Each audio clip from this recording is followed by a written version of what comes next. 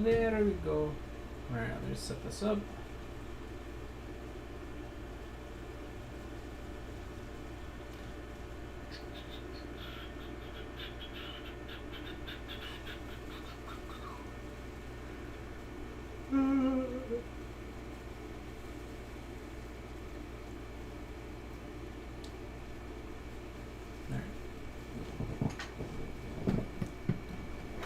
Beautiful.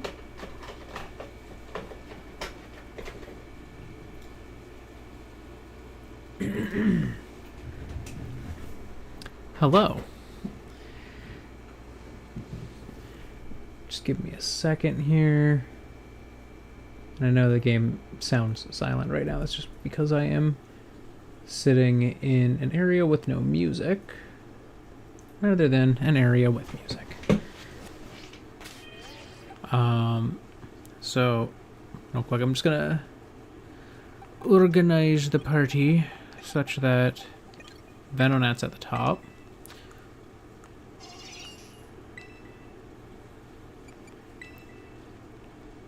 Any electric moves I can learn? Terra Blast. Do I teach it? I'm gonna check real quick if there's a single electric move that Venomoth can learn. Sorry.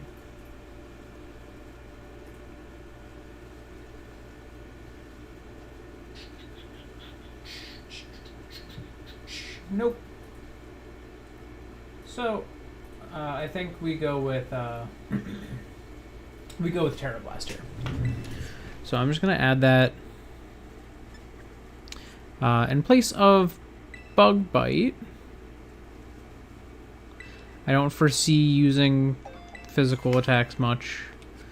It is a special attacker when evolved, I believe, technically.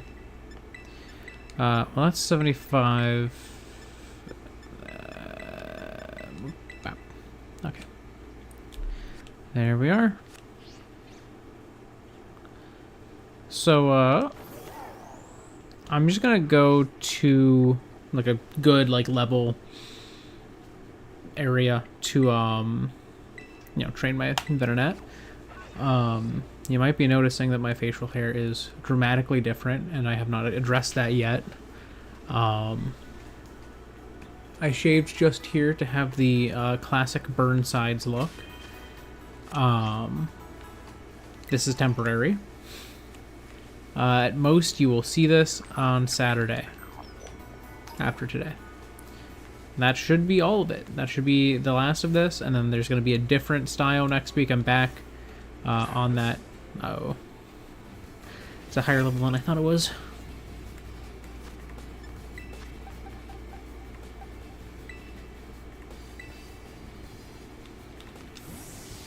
Get out of there! But yeah, I'm back to changing up my facial hairstyles, as I was doing quite a while ago. I had to let my mustache grow in a bit, and then once my mustache was the right length, I just kept having times that I could not fit shaving into my weekend. Like, we had stuff with my wife's family, like my in-laws. At one point, we had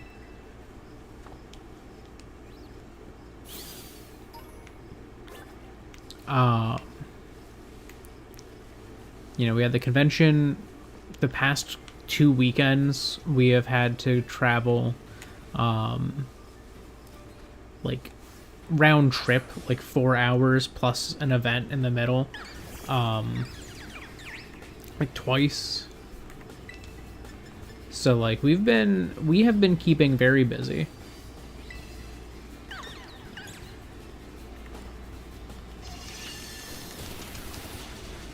Oh, that did nothing. That did nothing.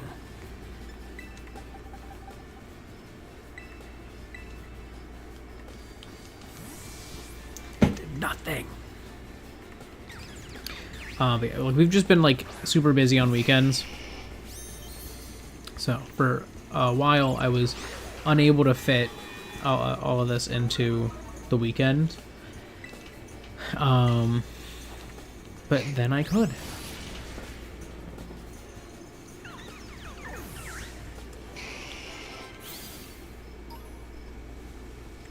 And we're like finally kind of calmed down a bit. Shouldn't be much going on this weekend. Yeah, it keeps you busy having a bunch of scheduled things going on.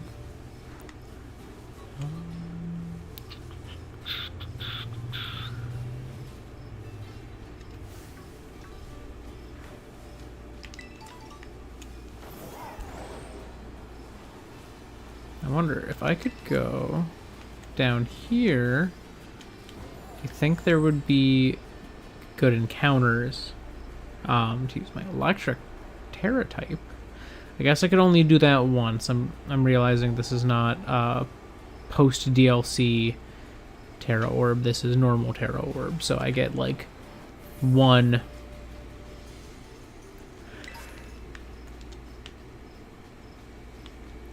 And then I have to wait a while.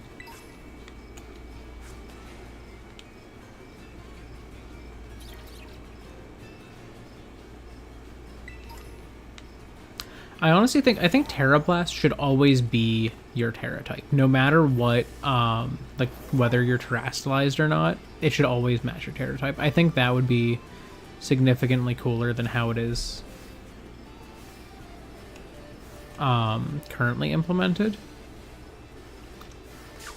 Uh-oh.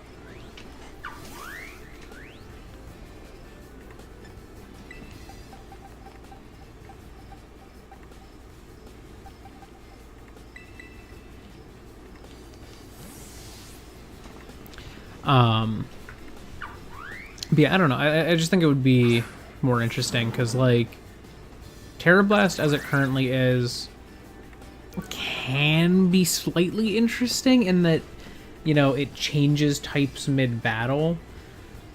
But I don't know. I just think it's way more useful to be able to use a move of your Terra type even when you're not terrestrialized. And maybe they consider that, like, a bit busted to have that. But I don't know, like, because it's like you only use Terra Blast if you don't have a move of your Terra type. You know, like, no one's using Terra Blast just to use Terra Blast, you know? Like, why would you? I whiffed. I whiffed! Oh, no. I was going to try to hit it from behind, and then I was going to terrestrialize, and then zap them, and then probably have to switch anyways. But now I have to switch anyways already. I'll just go to Monforge. It's like, it is a Gyarados, but it's not going to do much. It's half my level. I'm not too concerned.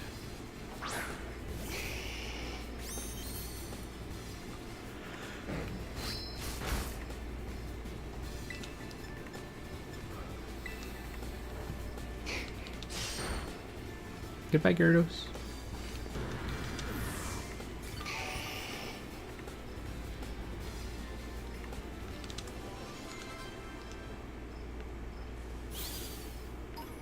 That was good experience.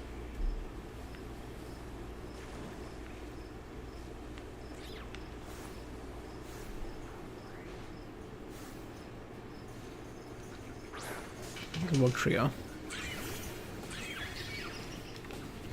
It's not really known for its defenses. Maybe I can do something here.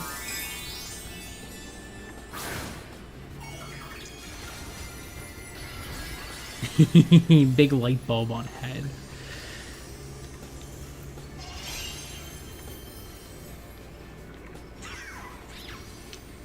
Okay, so this is my turn. I get one.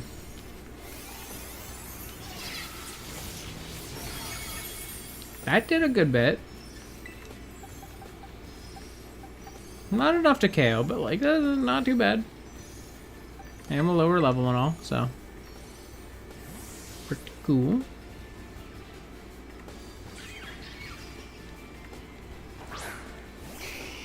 Come on, Forge.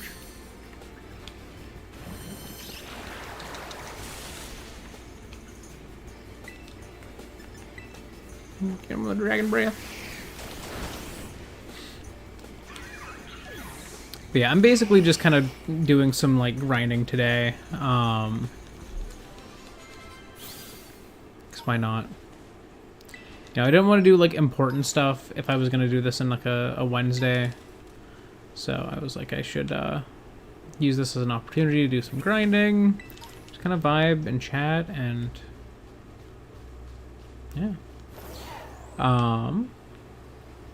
There was something I was gonna mention, and I can't remember what it was. Oh wait, I can't terrestrialize anymore because I already did. Hmm.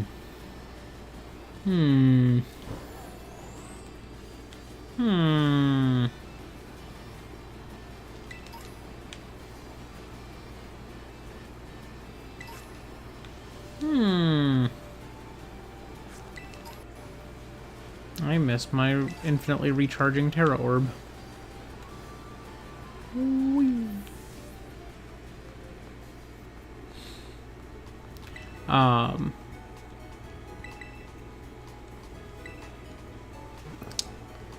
Got my secret project that I've been working on. I am starting to make some progress towards actually being able to announce it. Like I did a bunch of preliminary stuff to prep it to even exist. But now that it is prepped to the point that it can exist, I have to start doing like the networking aspects of it. One of the things that I'm doing is a commission of a song. If you ever watch any of my pre-uploaded or like my pre-recorded content, you know, there's my like open like my intro music that plays, and also like on the streams where I had like a waiting screen on, if you sat on the waiting screen, you'd hear that music as well. Is by the same friend who did that, Mike from Board Brains, from that series way back when. I'm probably not going to use it a ton, unfortunately. At least, like, I don't currently plan to, but, you know, I'm sort of treating this little secret project as if it's going to be significantly more than it is. Because I don't think it will be more than it is. But, in the meantime, I'm going to treat it as though it's more than it is. Just for the sake of, you know, kind of pushing myself to go as hard as I can with it, and then also to like leave the door open for if I ever so chose to work on it in a more like fleshed out capacity down the line. Like I still have that option, you know? Kind of leaving the door open for myself there. Oh. Everything keeps turning around.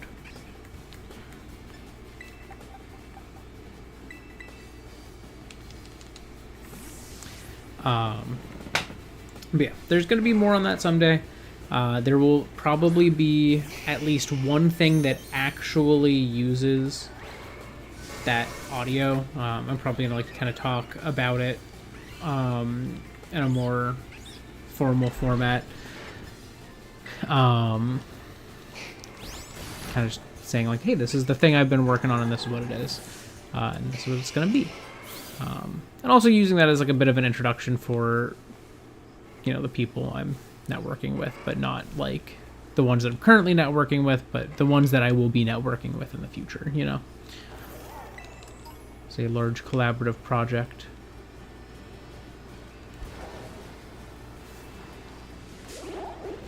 Saclazar!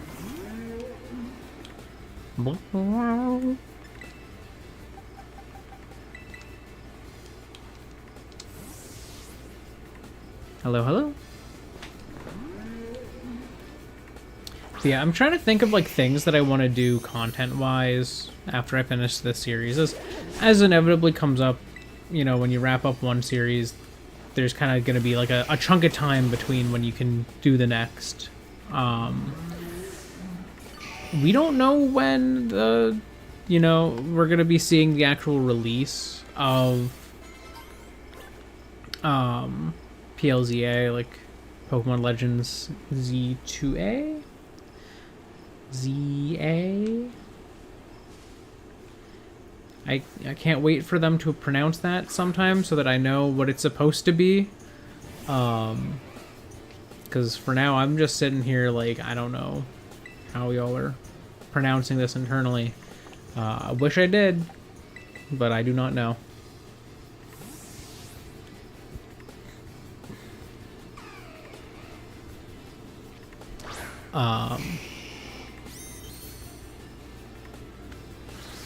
So there's some theories. So like in Pokemon X and Y, because it takes place in Lumio City, which is Gen 6 in Kalos. And so like one, it's kind of in reference to Pokemon X, Y, and then there was gonna be a Z. They did not make Z. Z did not come out. There was no Pokemon Z. Unfortunately, a lot of people really wanted there to be a Pokemon Z, but there was not a Pokemon Z.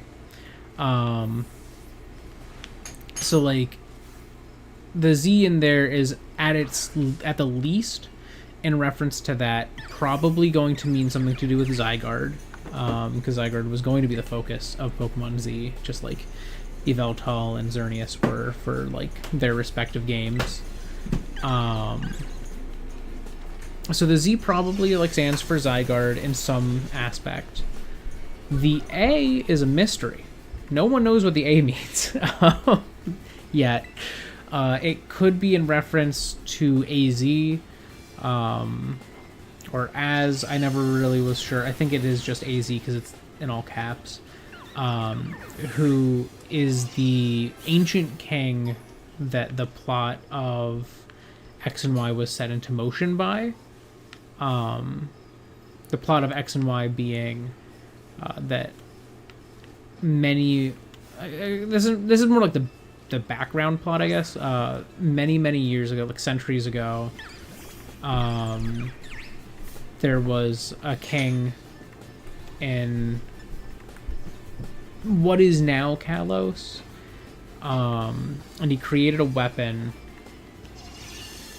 that could eradicate life, basically, because he was at war and his Floette had been killed, and to revive it, he basically made a weapon. Depending on the game, it determines which Mon is involved, that either uses Yveltal or Xerneas, and it siphons the life out of the opposing army and their Pokemon and put it into his Floette. So his Floette was dead, and then he just basically nuked an army, turned them all into rocks, and then his Floette came back to life and was very upset that he had caused so much harm to bring it back. So his Floette left and ran away. And I don't know if this is a side effect of the ultimate weapon that he made, but he just continues to live. I think it's canonically 1,000 years. And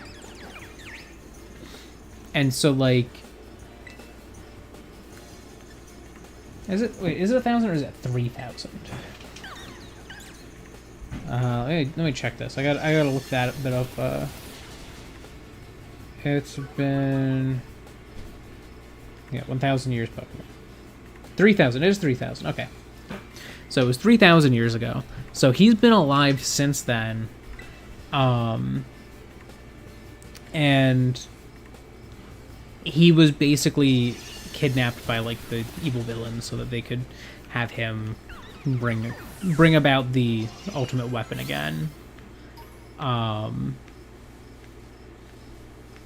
And at the end of the game, like after everything's all said and done, and he's kind of redeemed himself by helping you stop the weapon from firing again, and killing a bunch of people, his Floette returns and forgives him, and he like has the "it's been 3,000 years" scene. But like, I don't know if the A is in response, like, or is in regards to him, like if he is the A in question, because like he is AZ. Is it in reference to that? He is AZ, this is ZA. Who knows? But at the very least, we know that the Z is probably Zygarde. The A could be in reference to him, or maybe they're going to introduce a new Pokemon, and that new Pokemon's going to be the A. Who knows? But yeah, we don't know when that game's coming out. There are rumors floating, but rumors are rumors, so we don't know how likely that is. There are rumors floating around that that game is coming out in like summer of next year. It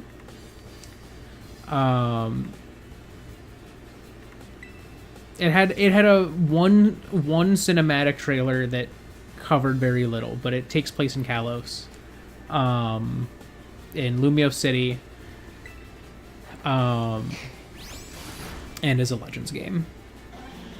It has been, as far as we understand it, in development since Pokemon Legends Arceus dropped. And if it does come out next summer, it will officially be, I don't know if this is in history or not. I know Lutu mentioned this on Twitter. He said if it comes out next summer, it will be officially the longest development time. I believe. I don't know if he's saying of recent Pokemon or of Pokemon all time. But that could be huge, because I mean, I'm playing Scarlet and Violet right now. We know we know they could use a little more time to cook. So this game, I'm hopeful, is going to be the peak of Pokemon on the Switch as far as like running like an actual game. But yeah, definitely look up the trailer. It's on the official Pokemon YouTube channel. Just look up like Pokemon Legends Z-A. You'll find it. I'm very excited for it, but if it comes out next summer and I finish this series up, like that's gonna be a while before I can do a stream series with that game.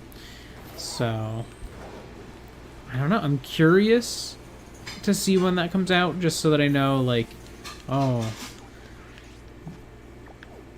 when am I going to be able to play this? And, when I am able to play this, I guess knowing when I'm able to play this, like, how long do I have to, like, fill that gap? Because I don't want to start a series if I don't know. Because they just said it's gonna come out in 2025, and they said that announcing it in February of this year, which is pretty good. Everyone was excited when they saw 2025 pop up on screen.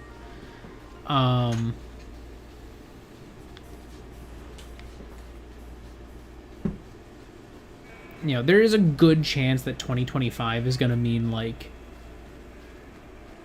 February 2025 or something. But I am really hopeful that the game comes out a little later, takes its time, and gives us really something special. Some of the like promotional stuff for the game kind of suggests that it takes place exclusively in Lumio City, so I'm really curious what that's going to mean, and if that's even the case. Or if that's just, like, where the hub is, if they do a similar structure to, like, how they did like Jubilite Village in Legends Arceus, and you know they kind of take that concept and then they expand it into you know, into a city instead of like a village. But there's also the complete possibility that when they said it takes place in Lumio City, they mean it takes place in Lumio City and there's no other areas around it. Which, if they do it that way, suggests that they're going for like an entirely different vibe than the first Legends game, which is kind of in line with my understanding of what Legends is. I think Legends is going to be them experimenting and playing around with concepts that they might not want to take the risk of putting into the main series until they kind of give them a chance to like dip their toe in the water and like see what people think. So I'm really curious what it's going to mean as far as the game goes, but yeah. I'm very excited for it. I think it's going to be fun, and I am hoping that it runs well and looks good. Is that a shiny? Bruh.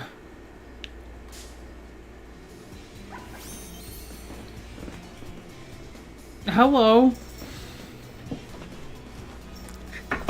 Wait, let me just go over here real quick. Shinies are encounters. I'm gonna trade this away if I catch it. But I'm gonna make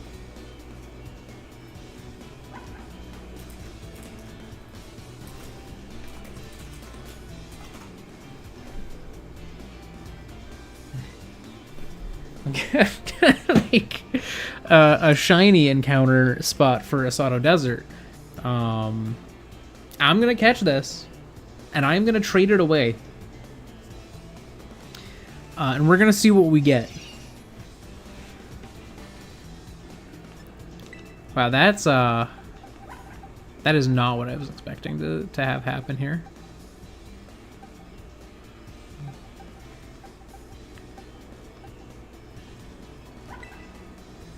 Alright, I'm gonna switch. Don't trade them. I gotta. I mean, I could just keep them. I could just keep them, but I'm not gonna be able to use them. It's a Wonderlocke. He didn't do anything. He existed, but he's a free encounter.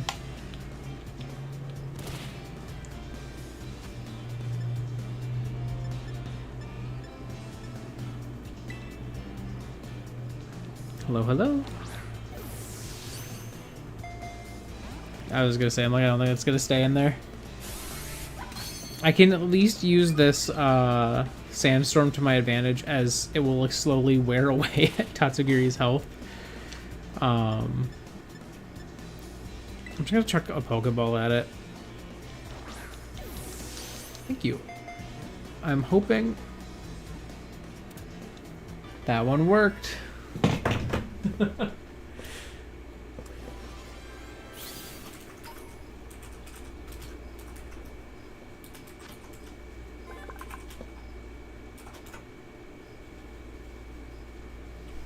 That is an electric Terra Venonat.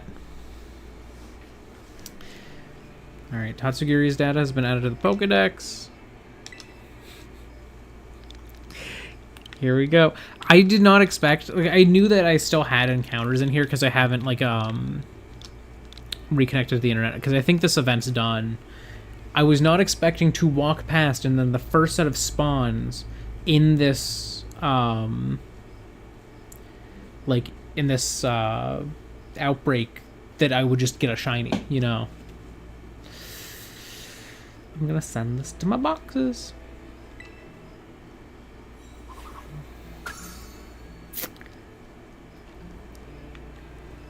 Are there any others? Or are y'all just... Yeah, y'all are just normal. Alright. Nobody else. Just the one.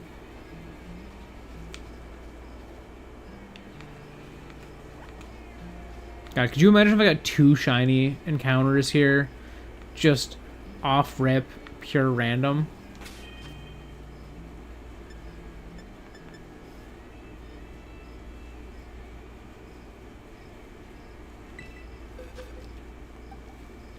Yeah. Yeah. Well, hey, this one's a non-hacked mon that someone else won't be able to rename either, so we've balanced it. Yeah, this Charizard is not legit. He's very much not legit. And he's not even that like crazy. Like they made him jolly, which like if he could Mega Evolve maybe, but he can't do that. I don't know. I don't like going physical on Charizards unless they can Mega into Megazord X. But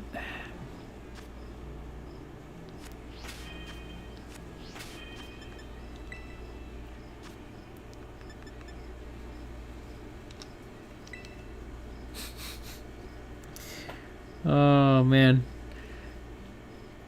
Oh look, the lag. We were just talking about this. Ah, look at that. Running great. Running like a charm. Alright, I'm gonna trade you away. Was not expecting to find you today.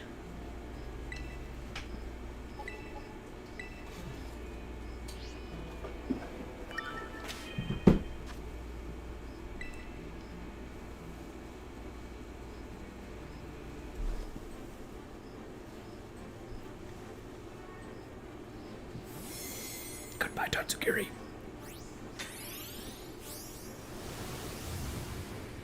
And it's an Eevee. I think we have an Eevee.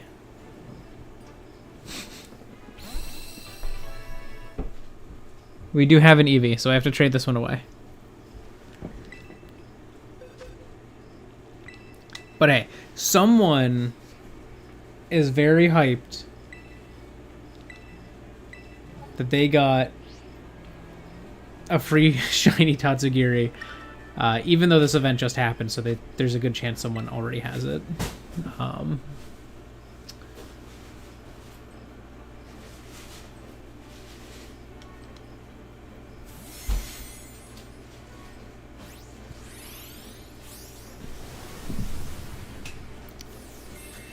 I'm currently training my Venonat, so again, we're gonna send this one away.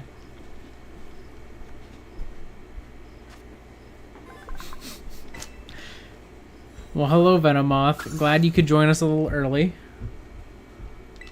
We're doing it again. This is the first time we've had, like, an actual chain. This is a Japanese Venomoth. But... it was the first chain we've had in quite a while. Next... Are we going to extend the chain, or are we going to actually get something we can keep? Goodbye, Venomoth. Venomoth. Goodbye. Have fun. That's hacked. That is hacked. Also, we have Pirate FJ. Dupes. Yep, it is hacked. Wow. You're fine. I mean, a lot of... I'm not going to let it evolve. I'm going to let this go to someone else, and they can have it evolve when they get it. Oh. You're not allowed to stop a trait evolution. Interesting.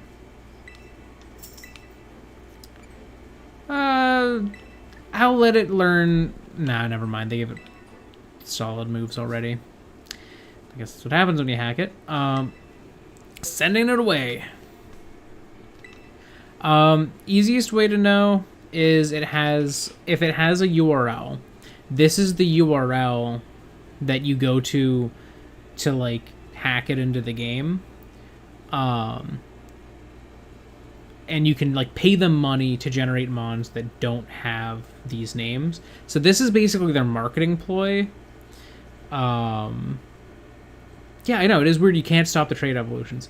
But this is basically how they market themselves. They put in hacked, like perfect IV, pre-EV'd, good moves with like maxed PP, shiny Pokemon that just have their name. And then they just dump those into surprise trade. Like, my guess as to how they do it is they gen them on one device, trade it to a legit device that's unhacked, and then they dump them into Wonder Trade from there.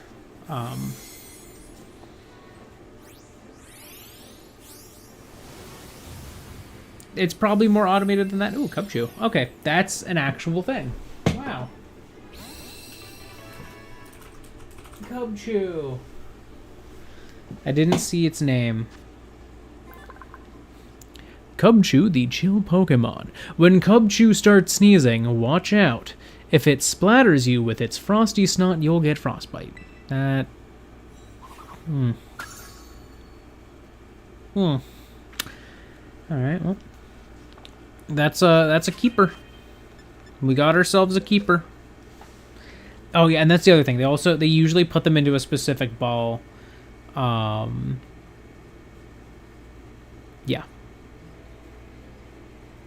And they're also usually holding like a nice item. That's the other thing. They usually come with an item. His name is Pet Sneef. He's German. Alright, well, I'll go list that. Pets. Sneef. And we got him entirely unintentionally in stream 15? Yeah, today's 15. Because the other ones that were like my last ones were 14, so. Wow. We got a free encounter.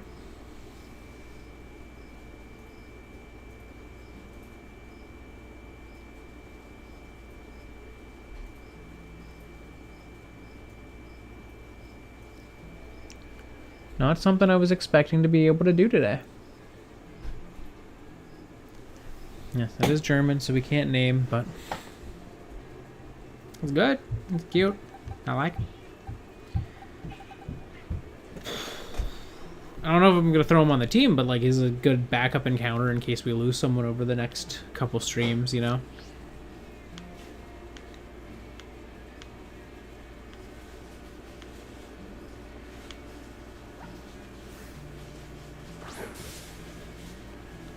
Gonna find one.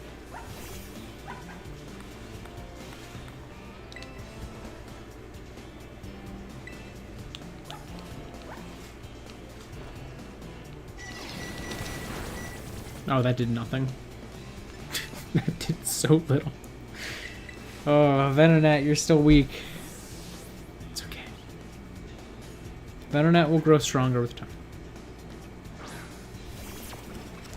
I love Tatsugiri though. Like this event where I got the shiny from, I legitimately caught 2 shinies of every form in my main save, and I kept one in the save, and I sent the other of each form to Pokemon Home. Like Tatsugiri, probably one of my favorite designs from this generation, hands down. Like, I just love it. I think it's super clever. I think it's super fun how they were, you know, they effectively made designs that you could do in pixel art that have different patterns between shiny and normal. And I think that's just so cool. That's fair. I unfortunately can't name it because it's like, I think it's the Spanish one, which has the same name. You just can't name it because it's not English. Whoa.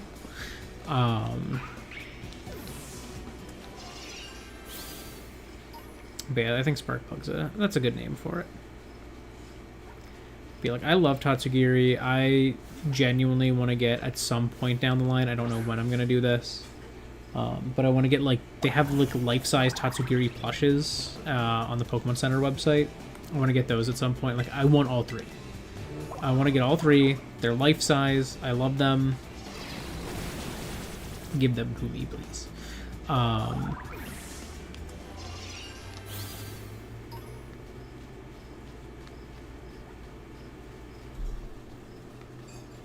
think it would be really fun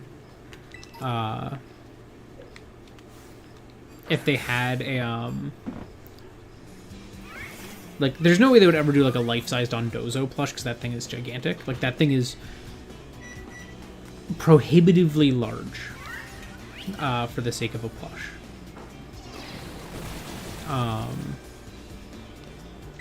But I think it would be really cool if they had I think they should do figures of all of the Titans. Yes, Titans. They should do figures of all of the Titans.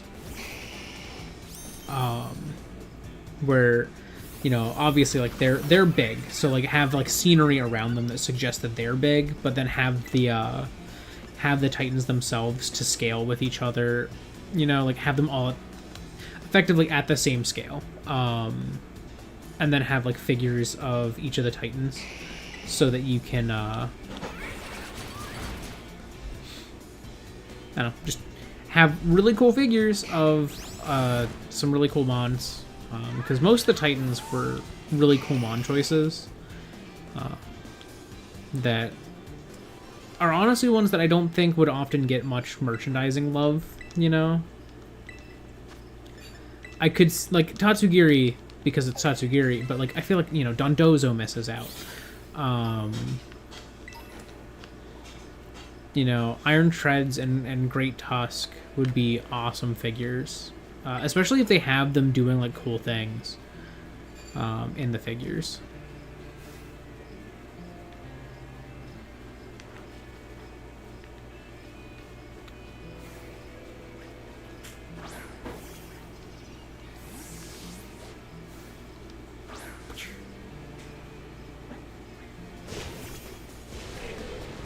Oh no! That's so sad.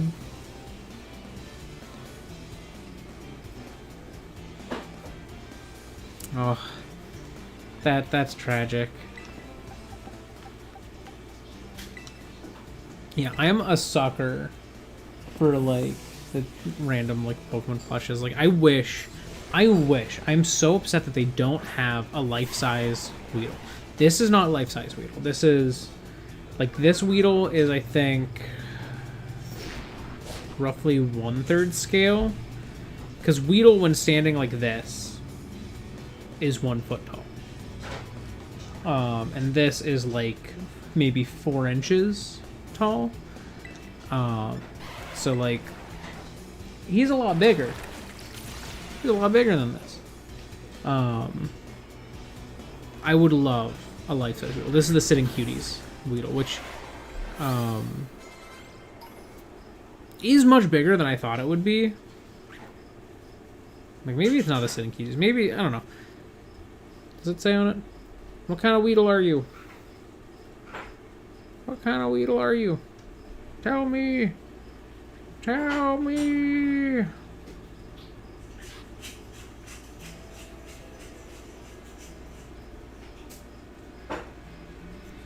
Tell me! I think it is, because it has pellets at this end to, like, weigh it down. I don't know, I would love a life-size Weedle plush. I want more, like, small Pokemon to get life-size plushes, and I get that Weedle is not one that they're probably like, yes, we need to give this a life-size one. People would eat that up, because, like, they're only going to do that for, like, marketable Pokemon that people like, and not enough people like Weedle, which is sad. Weedle deserves more love, but it's, you know, at the end of the day, kind of understandable that they don't feel like they need to make more big Weedles. I'm surprised that I was able to still find existing Weedle plushes, you know. This, though, this is not a Pokemon plush, but this is almost a Pokemon plush. It's my Anomalocaris, and I love this. And it makes me want a life-size Anorith plush.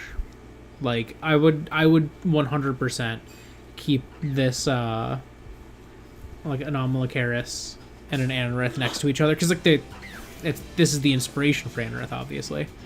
I just think that would be such a fun little duo of plushes to keep together on display. But I keep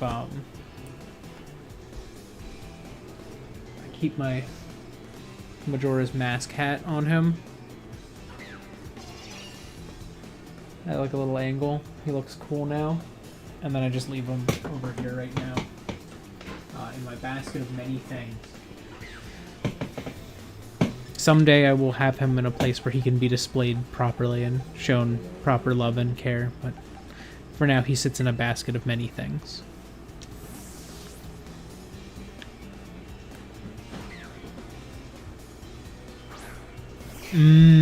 Yes. Yes. 1,000% yes. If you're referring to Iron Bundle, and this is a thing that tends to happen, I feel like, with both me and with people in general. People didn't like the Iron Pokemon as much until they saw them in motion. I'm still not a huge fan of most of them. I prefer the Ancient Paradoxes more, but I love Iron Bundle. It's so cute. He's so fun. Yes! It is time!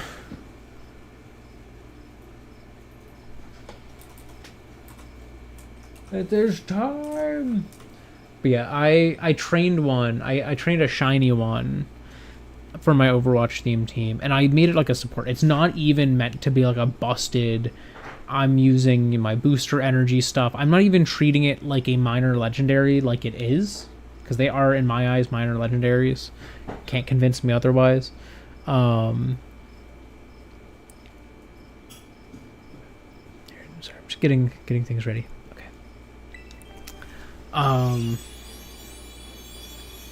I love Iron Bundle. It's very fun. I think I would love if... do I need that?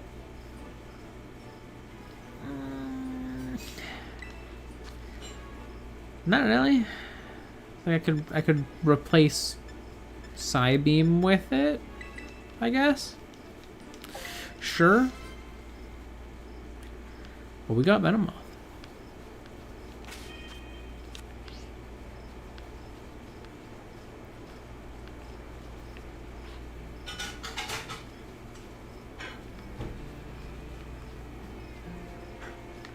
I need to find something I can go zip zap against, you know?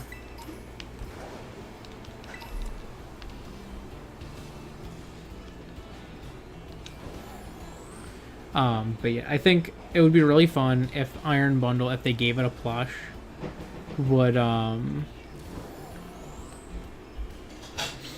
like, if you could, like, pull its head out and it had, like, a little bit that connects on the inside.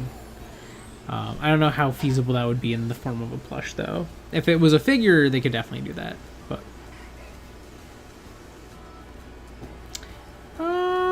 it's a good question. I feel like they just... I don't know, I feel like it's... Because, like, especially nowadays, you can have them remember moves and stuff, and historically you could too. You just had to, like, you know, use a currency to keep it balanced. But, like, I don't know, I feel like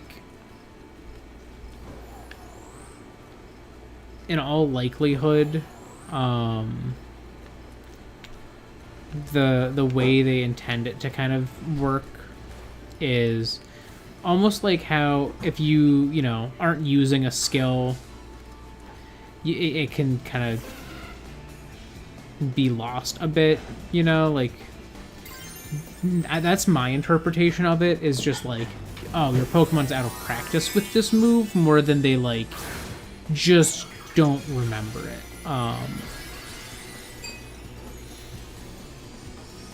Because, like, I can think of plenty of things that, like, I have learned how to do and have since long forgotten. And in some cases, it feels like Pokemon level quick for getting those things. Like, I remember when I was in high school, I took both of the AP class, like calculus classes. So like just basically college level intro to calc level stuff. I did not take the AP test that would allow me to skip it when I was in college, because I didn't have the money and did not feel like going through the process of setting up the ability to like do it for free, because that required me to set up like a free lunch plan, and I can't eat gluten, which would mean that my school would have had to offer me, because they are required, if you need free or reduced lunches, they're required to offer one that fits your dietary needs for free. So they would have been having to make some sort of gluten-free meal for me every day for the rest of my senior year if I wanted to take the AP test. And I was like, I'm not wasting the school's money. I'm already packing my own lunches. I don't need to waste the school's money and get a lunch that's worse than what I'm already making. So I just like didn't, and I didn't take the test, and then I had to go and take AP Calc, or not take AP Calc, but take Intro to Calc in college, effectively taking AP Calc for a second time, because I'd already learned all that stuff. But there were some things where I learned, like we learned like, oh, this is how you do it, like by the books, by the definition, and we did that, and then we were taught, this is how you do it if you want to do it quick and easy. And my brain went, quick and easy, you say? And I entirely forgot the standard normal process for doing that. It was specifically derivatives. I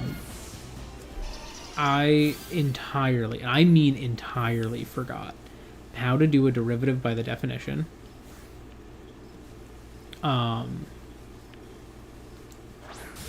Because I knew the quick way. And then I hit college, and I'm taking Calc 1 in college. And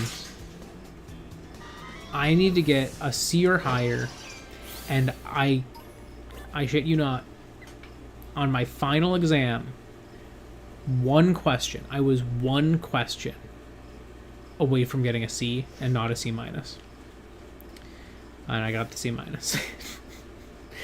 And it was a derivative by the definition. It was a specific derivative by the definition, but it was a derivative by the definition. Messed me up. But the worst part was like when we were first doing things by the definition like that, I was like, I know how this derives. Like, I know what the derivative of this, formula is. I cannot, for the life of, or the derivative of this expression is, I cannot for the life of me tell you how to get there. It felt so bad. I'm like, yes, 3x squared derives to 6x. Sure. How did I get there? I don't know. And like that was just some of my test answers were like, show your work, and I'm like, I'm not gonna lie, bro. I'm lost at this point. I don't know how I can't get there, but I know the answer. And he'd be like, okay, you're not getting any points for that, And I was like, yeah, I know.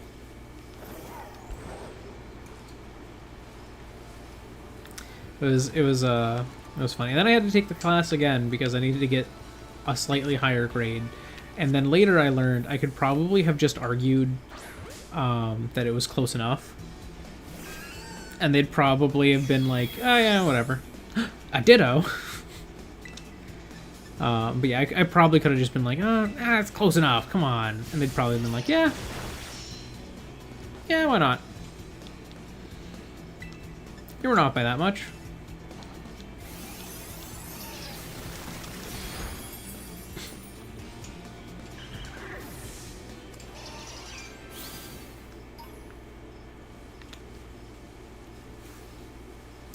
Honestly, I'm surprised they don't have a Farigiraf hoodie. There should be one.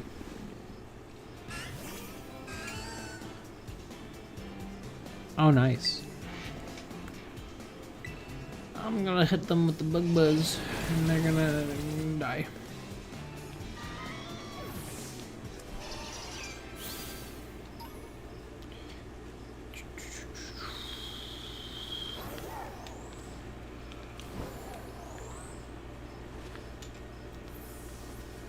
Yeah, that's my embarrassing college story time for the day.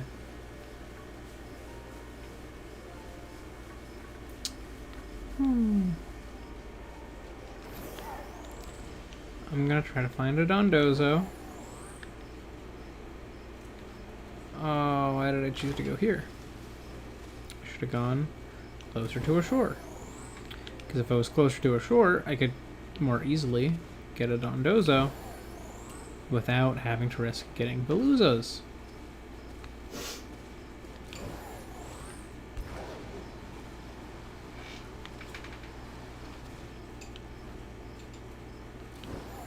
That's fair. I'm a sucker for like matching Pokeball colors. Droopy form. Dondozo. Give me your experience.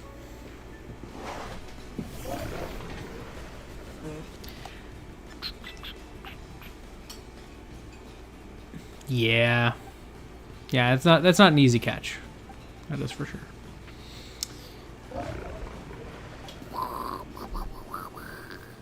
Its main move is a water move. Like, as far as the damaging moves go, I think it's... Yeah, I think Clodsire might be the easiest one to fight it with. It won't be the fastest option, but I am like 15 levels higher, so maybe it's not going to be too bad. I'm just trying to get my experience.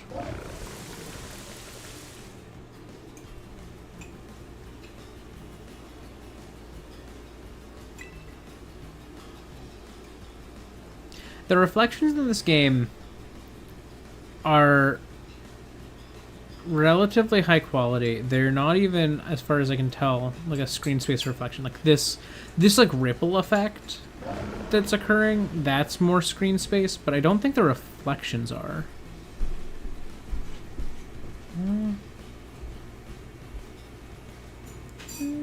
Maybe the reflection is, because I can see the reflection of Dondozo through my Mon, and my Mon's not current reflecting. I don't know.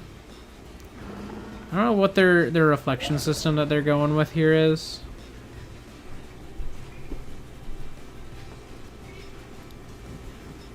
It's hard to tell if it's screen space or not. Wait, can I cut off some of his tail and see? Oh, okay. I think I figured it out. So, well, but then what is this? Like, why do I get this weird effect here? Like, what is going on the other side of Dondozo? That's interesting. There's like some weird artifacting from the reflection solution they're using.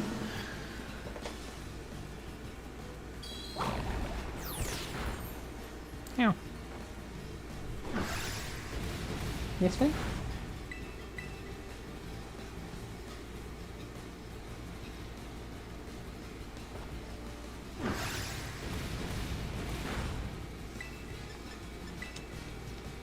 Poison jab.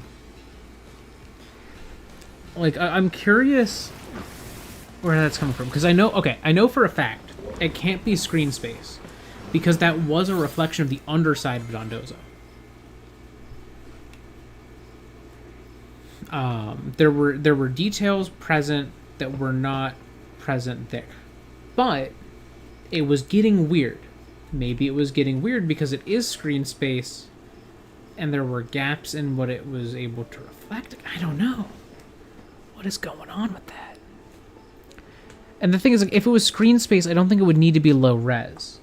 So this is like an entirely different reflection solution. And this reflection solution is not, oh, we just stuck a model underneath the plane of the water or something. Because then again, why would it be low res?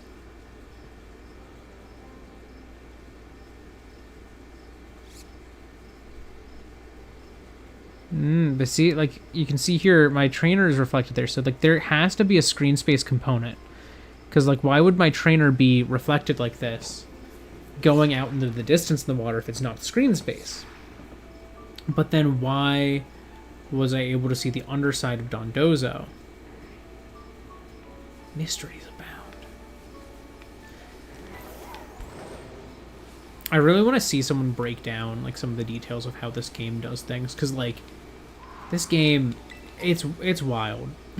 Like, from a visual standpoint, there's, like, so much going on here that is, in a lot of ways, just genuinely interesting to me. But that's also because, like, I'm a game dev nerd.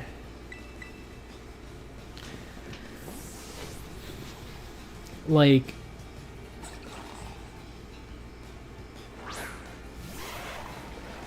there's some systems in this game that I'm like, this is a much better version of this system than this game needs.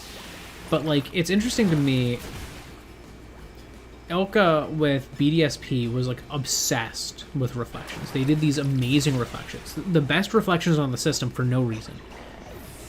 I think now the best reflections would probably be, like, Paper Mario the Thousand Year Door. They did a really good job on that. And its reflection systems.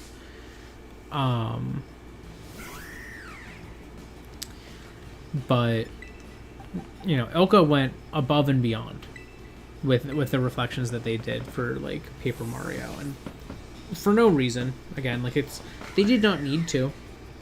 Or sorry, Elka on BDSP, whoever did the Thousand Year Door on Thousand Year Door, like, but, like, those are two games where the reflection systems are both just, like, extremely good, and then they're used everywhere. Like, Thousand Year Door had this weird thing where they were using the reflections in places that realistically they should not have been. Like, why were they using them on grass? Why were they using them on, like, rough cobblestone? Like, use different textures of paper. It doesn't all have to be glossy. But someone was really happy that they got those reflections working, so.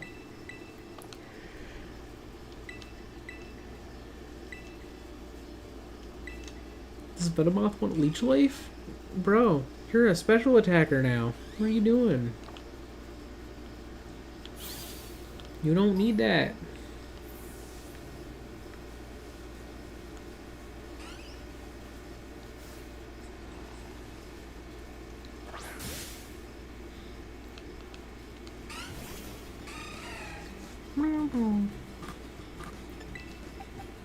Outside. But yeah, it's interesting to me, like, some of the ways this game does certain things is just very interesting to me. The grass system is very thorough. Like, there's a lot of grass that gets rendered in this game. And they went with a similar system to, like, what, like, Breath of the Wild and Tears of the Kingdom did, as far as, like, how the grass looks, but they also use a, like, dithering solution to make it fade out when it's near a Pokemon, especially, like, during battle. You know, you can see, like, there's little, like, pixels missing in the grass. Which is interesting. Game Freak's been really into, like, using dithering-based solutions for things lately. They did a lot of dithering in Sword and Shield. They did a lot of dithering here and in Legends Arceus. It's just their, like, aesthetic right now is like, oh, we need to fade something out. All right, goodbye pixels.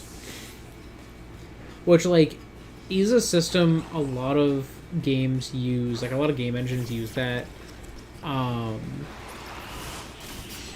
elsewhere, you know, like this is not the only game that's ever done this.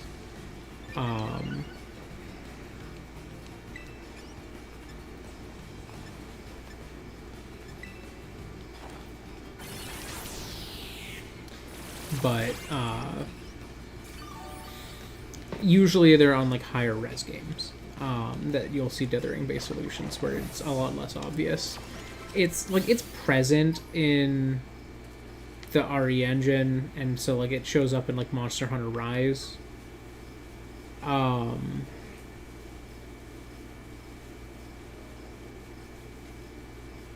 But like it's not in large areas, so it tends to not be as noticeable. And it's usually a lot more subtle than like the dithers that are used by this game. Like there's a few stages to it. Like this is like a mostly dithered out. This is like slightly dithered out. But oh, Dondozos. Hi, Ben. Hello. He's here.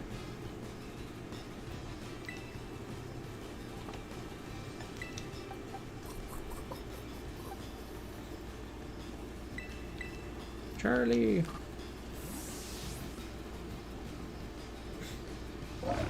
He's here, he's on my lap, and he is very happy.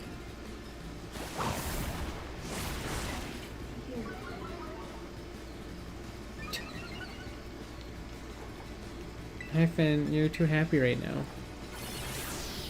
You're not allowed to be this happy.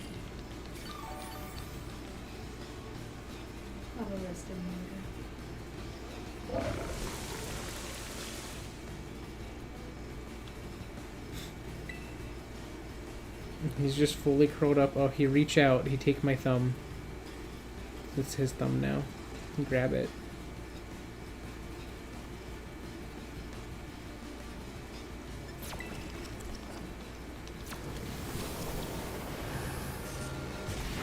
Alright, goodbye, Dondozo.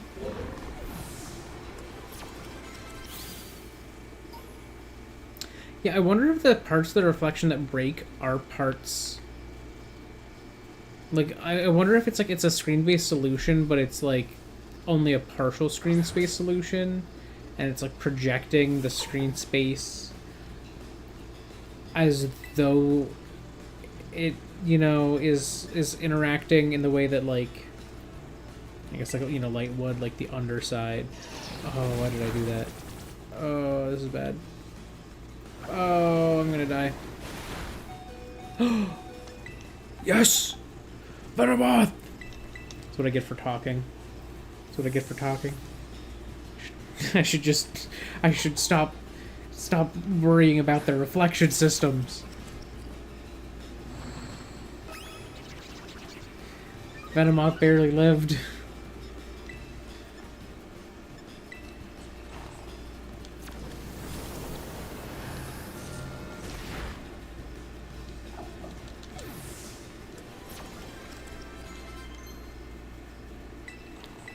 You don't need Zen Headbutt.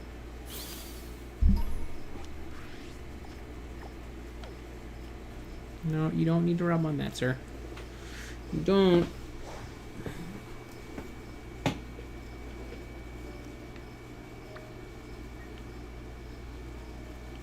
Be happy.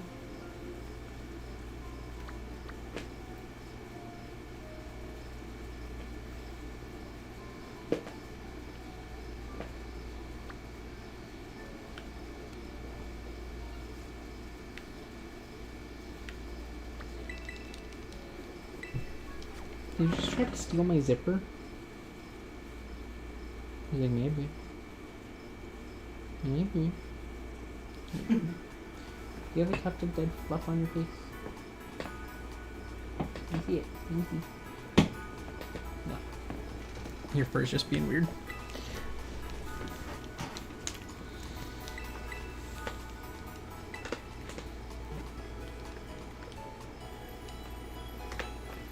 I would have been so sad if Venomoth died after spending the last hour training it up.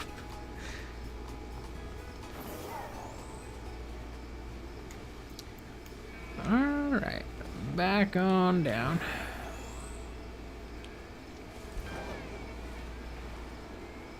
Whee. Oh. Well, hello.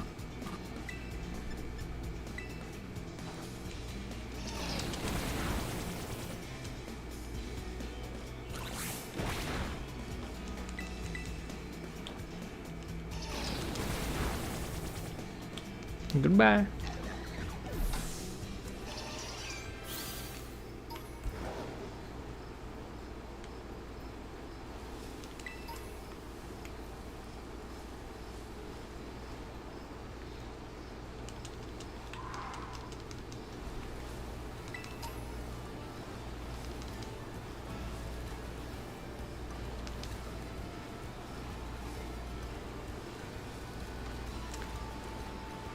Alright, we are back to the lake.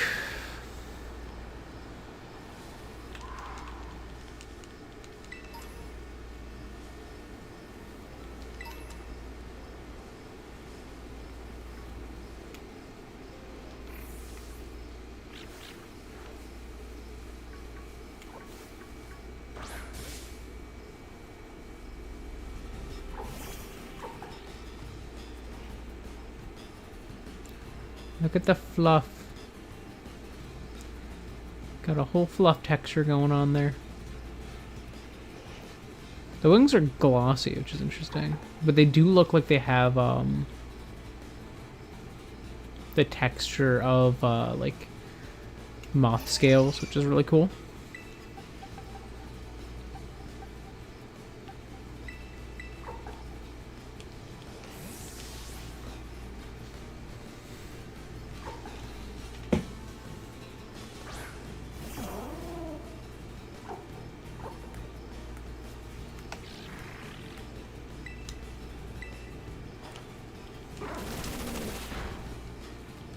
Get blasted.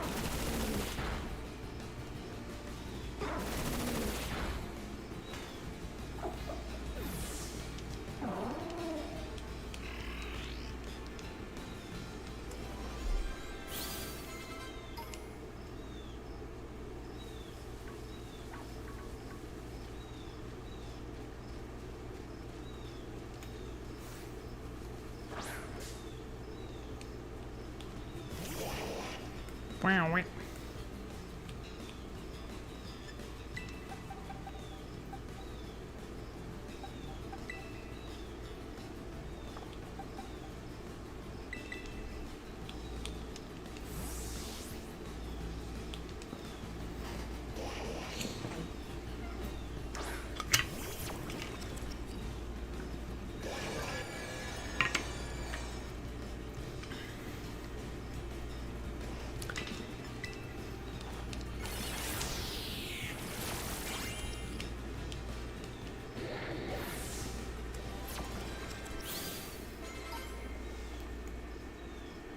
Oh, that's a very good name.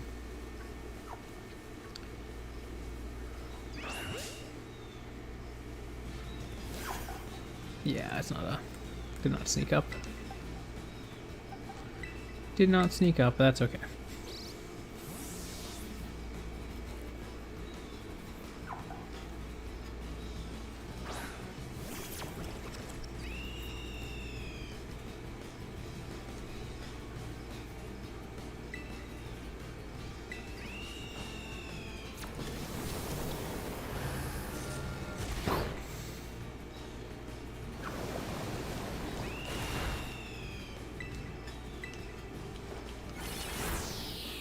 Yes, the raptor, stop screaming at me.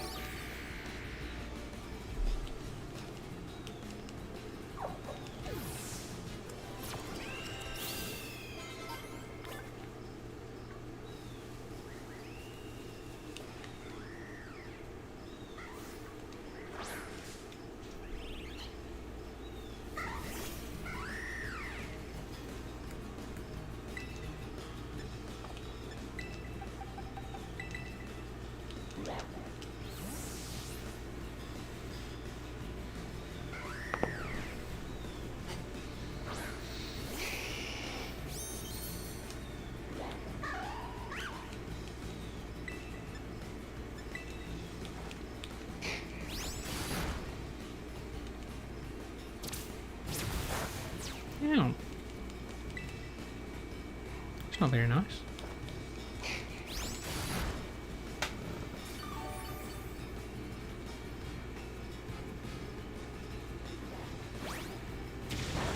One thing I'm really curious about with PLZA is based on its releasing, like when it's releasing, I'm wondering if it's going to be like also released on, you know, the next console,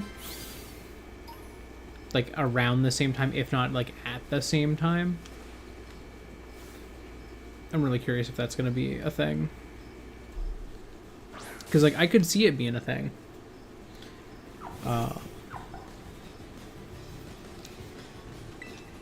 Which would be very interesting to me.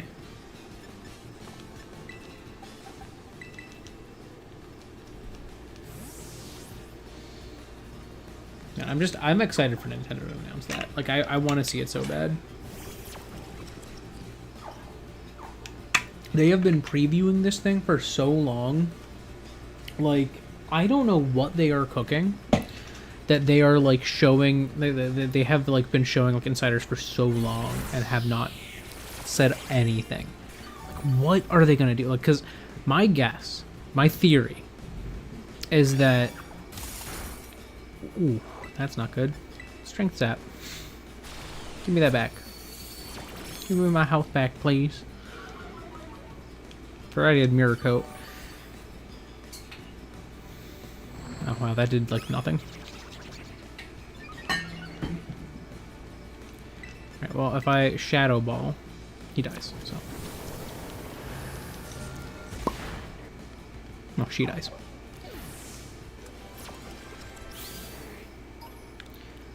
Alright.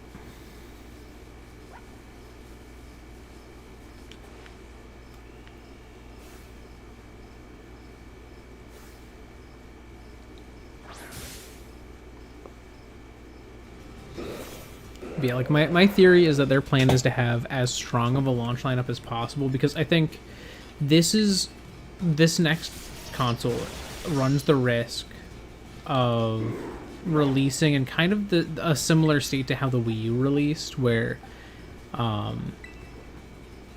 it was the follow-up to something very successful that didn't innovate a ton, for the most part uses the same stuff. You know, it's just a much stronger version.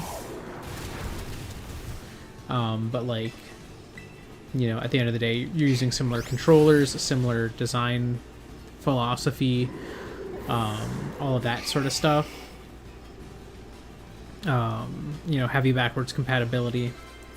Like, effectively, they're priming themselves for the Wii U 2.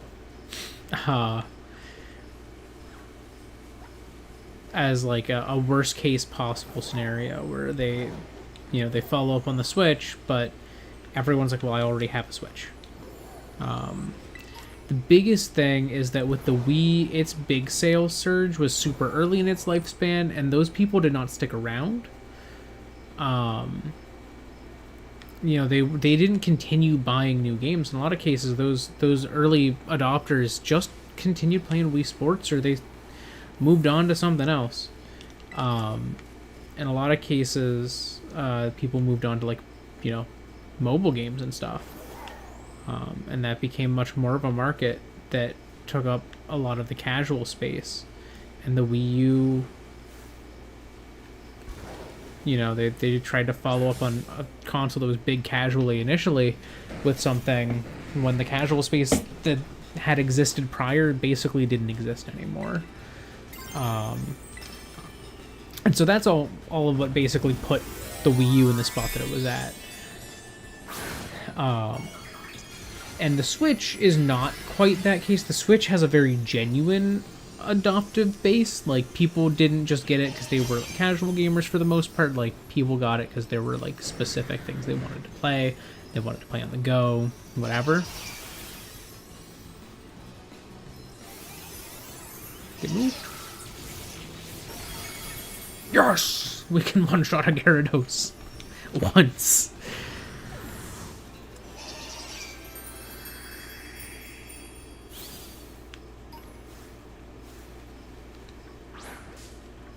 Um,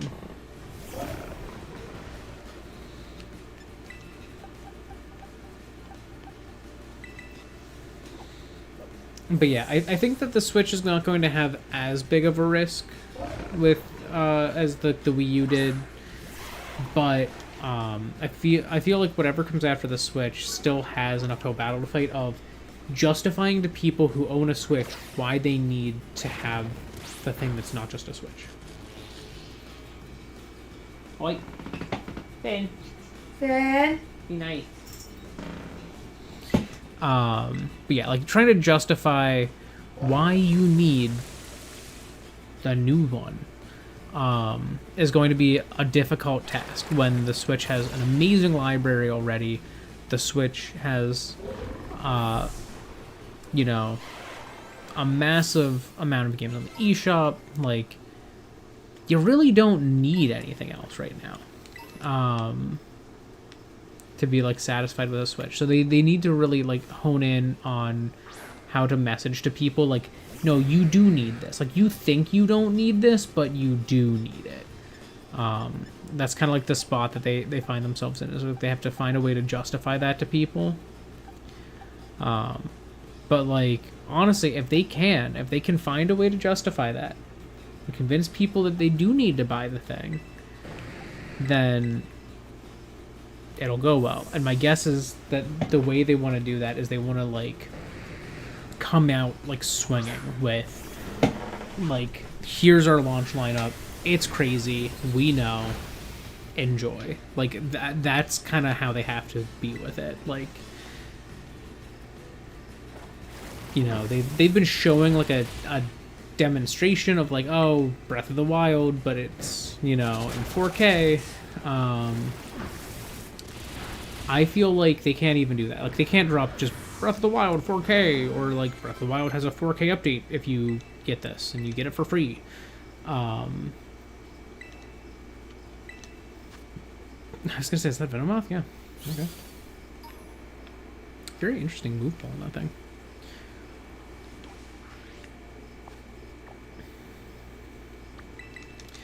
But I don't know. Like, I feel like they have to really come out swinging.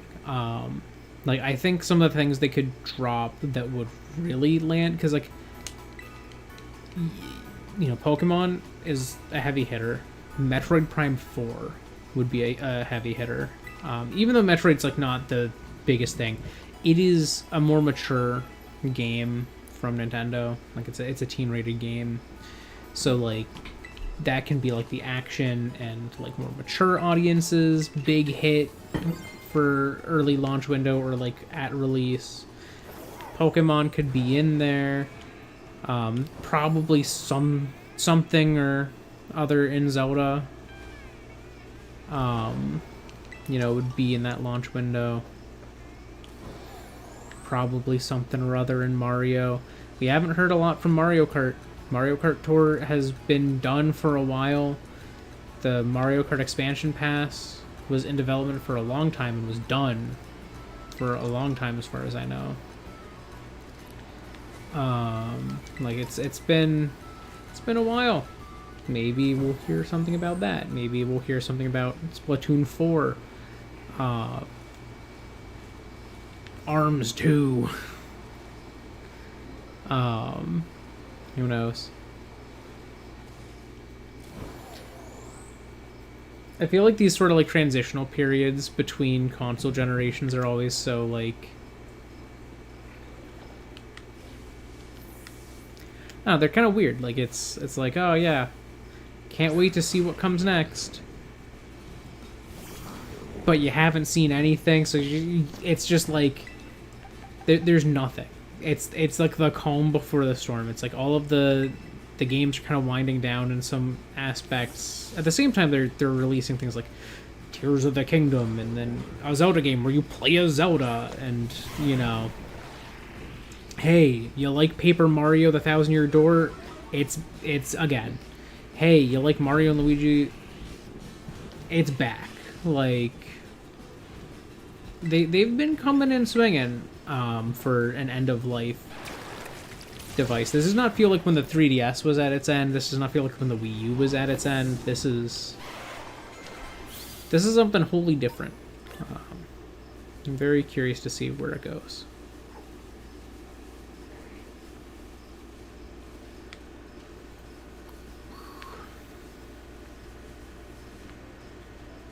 In time, I'm sure we will know. I want to like at least get Venomoth to like level 50 today. That's kind of the goal level for me.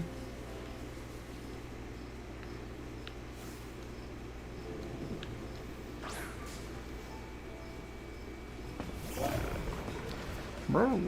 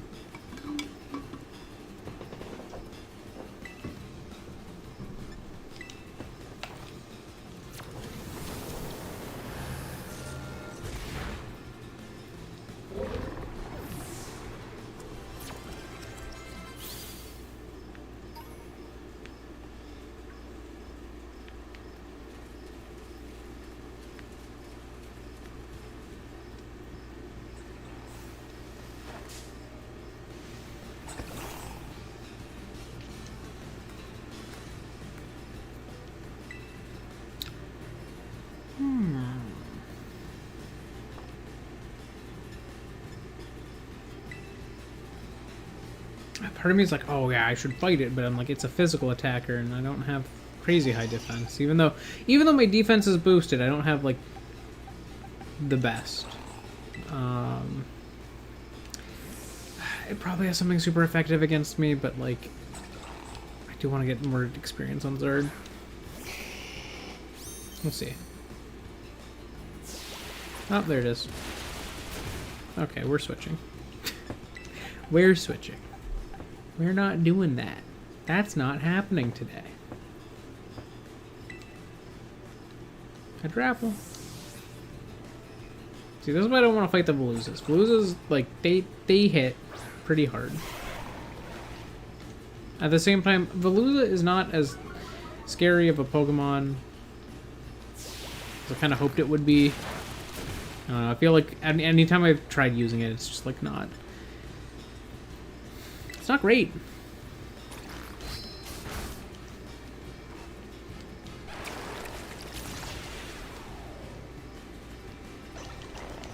Bye, Veluza.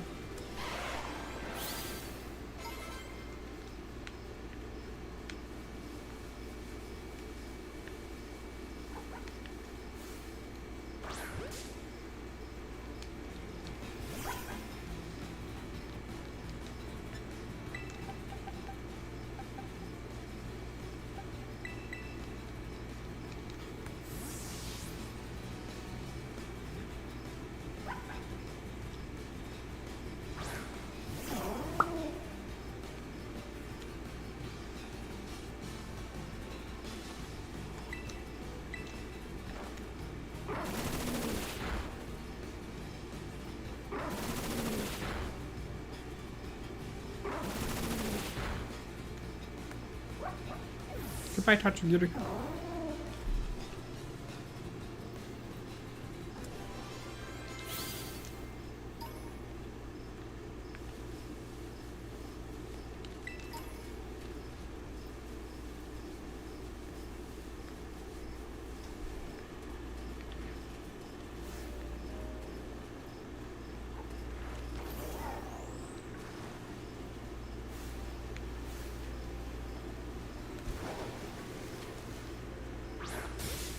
Gotcha.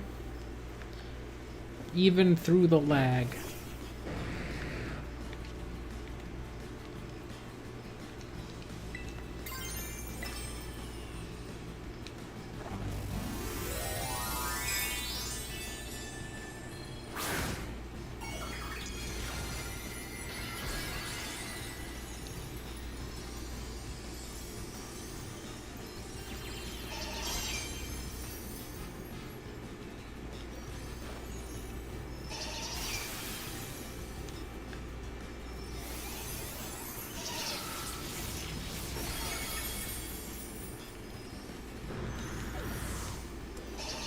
Goodbye, Gyarados.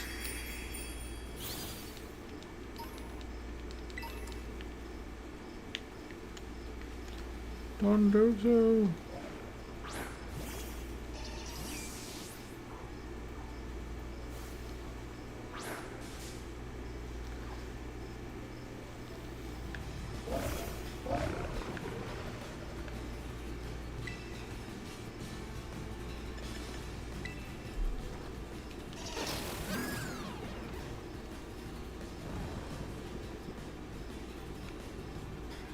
Oh, I've never seen a Dondozo asleep. That looks really nice. I actually like how the pattern continues perfectly when the eyes are closed.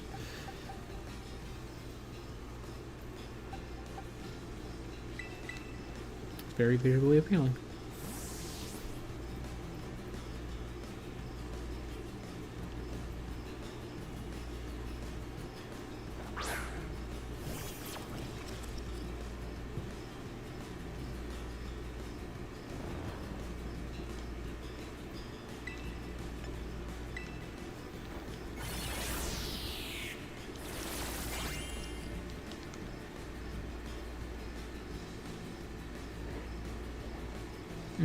Interesting.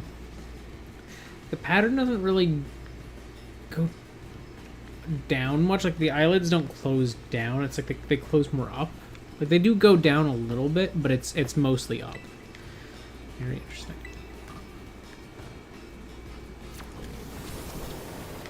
Get hit with a shadow ball at 10 frames per second. Alright.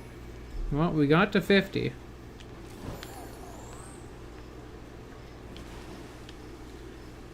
Now, Venomoth is no longer the baby that it once was. He's come a long way since the level 12 Venonat.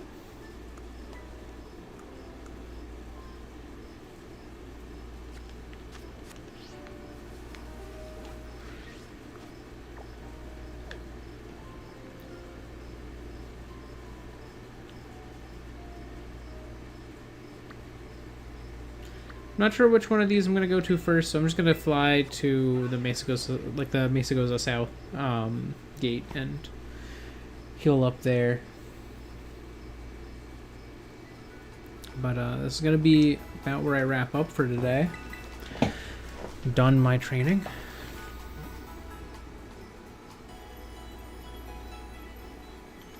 My plan is to stream on Saturday and take out a whole bunch of progress. You know, my goal is basically to just, you know, take on kind of ending the 3 main stories, and then I do plan to wrap up with an Area 0 epilogue stream as well.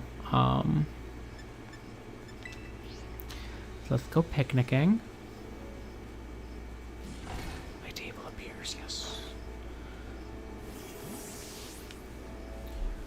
Alright.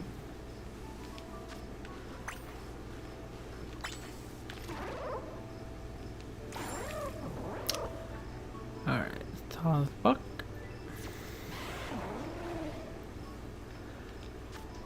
Oh, you're Here we are. Like, you're kind of a weird spot to get washed. There you go.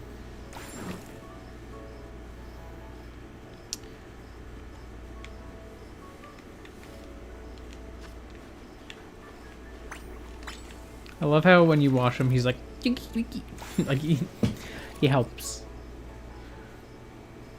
All right, you need no, wake up, wake up immediately. It's scrubbing time.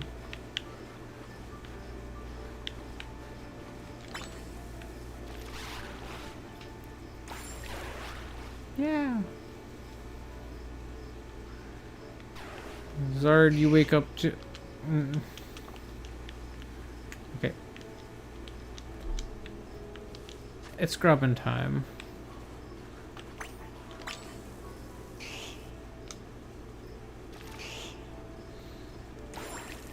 Ooh, that's max love.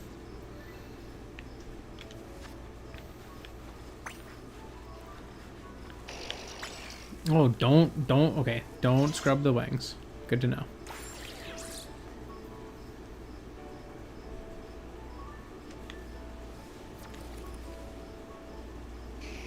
Alright, gonna give them a ball. And I'm just gonna watch them from a distance and say my goodbyes. So yeah, I will be streaming again this Saturday if all goes well. I don't have anything planned, so we should be good. But thank you so much if you joined me live or after the fact. Either way is cool with me as long as you had some fun. That said, I am gonna go do human things as humans do, and you probably should too. So thank you so much. Goodbye. Yeah. We'll be making actual progress next stream.